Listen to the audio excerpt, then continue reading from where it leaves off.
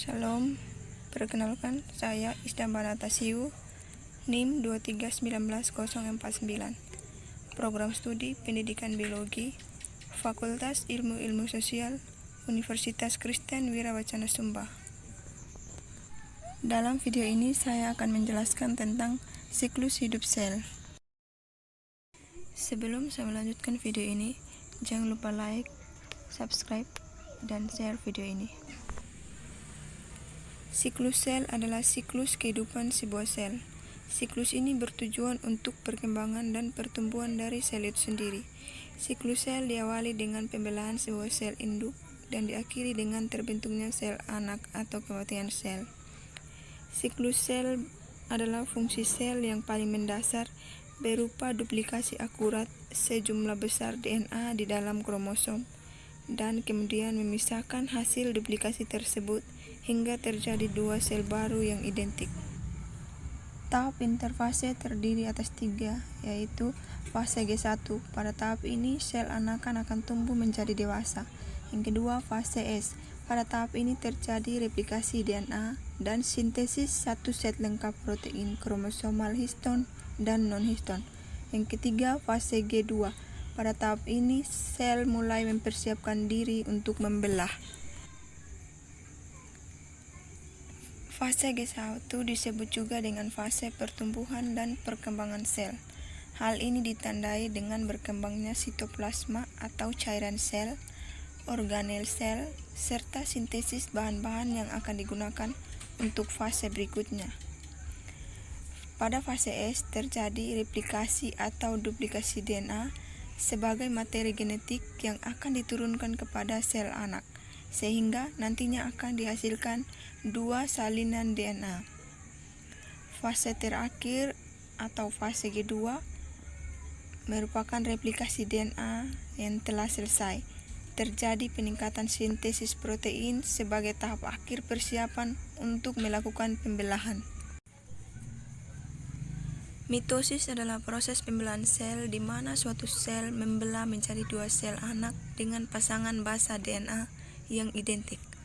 Proses mitosis berlangsung dalam 5 tahap, yaitu profase, metafase, anafase, telofase, dan sitokinesis. Tahap profase adalah tahap pertama mitosis, yaitu pemadatan dan penebalan kromosom menjadi struktur X sehingga lebih terlihat di bawah mikroskop. Struktur X terbentuk dari dua kromatid yang disatukan oleh sentrosom. Tahap metafase adalah tahap kedua dari mitosis, saat membran inti sudah tidak ada sehingga kromosom keluar dari inti dan berada di sepanjang bidang ekuator sel. Kromosom berada pada kondisi paling padat sehingga lebih pendek dan paling tebal. Tahap anafase adalah tahap di mana kromosom ditarik oleh spindel mitosis ke dua kutub sehingga terjadi pemisahan kromatid. Sentrosom kromatid rusak karena peningkatan ion kalsium sitosol. Tahap telofase. Tahap telofase dimulai saat masing-masing kromosom yang identik menuju ke dua kutub yang berbeda. Pada tahap telofase, kromosom mengalami dekondensi dan kebalikan dari proses awal mitosis.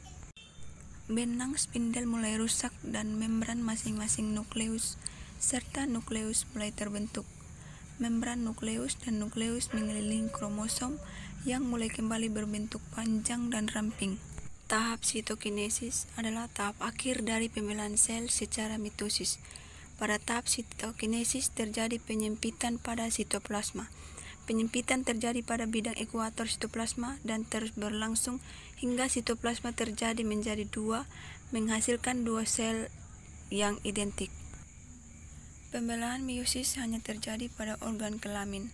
Pembelahan meiosis berfungsi untuk menghasilkan sel gamet atau sel telur dan sel sperma. Pembelahan meiosis dibagi atas dua, yaitu meiosis 1 dan meiosis 2. Meiosis 1 terdiri dari profase 1. Profase 1, membran inti mulai rusak menjadi bagian-bagian kecil atau fragmen dan terbentuk gelondong pembelahan. benang-benang kromatin memadat menjadi kromosom dan kromosom homolog berpasangan. Terjadi pindah silang atau pertukaran segmen molekul DNA yang sesuai di antara kromatid non-saudara. Metafase 1, kromosom berjejer pada bidang pembelahan. Anafase 1, kromosom homolog memisah dan bergerak ke kutub-kutub yang berlawanan. Telofase 1, kromosom homolog memisah dan bergerak ke kutub-kutub yang berlawanan. Membran inti mulai membentuk kembali dan sitokinesis menyebabkan terbentuknya dua sel anakan yang bersifat haploid. Meiosis 2, profase 2, membran inti mulai rusak menjadi bagian-bagian kecil atau fragmen dan terbentuk gelondong pembelahan, dan kromatid mulai bergerak ke bidang pembelahan. Metafase 2, kromosom berjejer pada bidang pembelahan. Anafase 2, kromatid berpisah dan bergerak ke kutub-kutub yang berlawanan. Telofase 2, nukleus berbentuk, kromosom terurai membentuk kromatin dan sitokinesis terjadi.